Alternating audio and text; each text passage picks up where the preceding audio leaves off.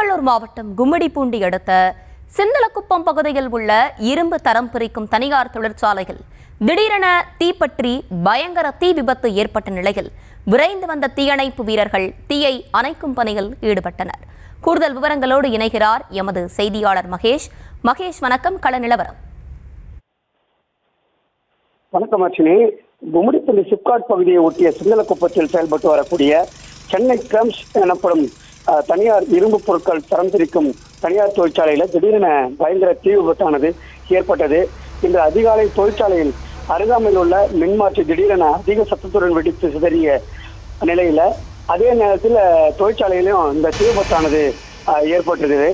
இந்த விபத்தில் பல கோடி ரூபாய் மதிப்பிலான பொருட்கள் எரிந்து சேதமானதாக தொழிற்சாலை நிர்வாகம் தெரிவிக்கும் நிலையில் கும்மிடிப்பூண்டி மற்றும் சிப்காட் தீயணைப்பு நிலைய வீரர்கள் சுமார் 20க்கும் மேற்பட்டோர் வந்து தீயை கட்டுக்குள் கொண்டு வந்தாங்க.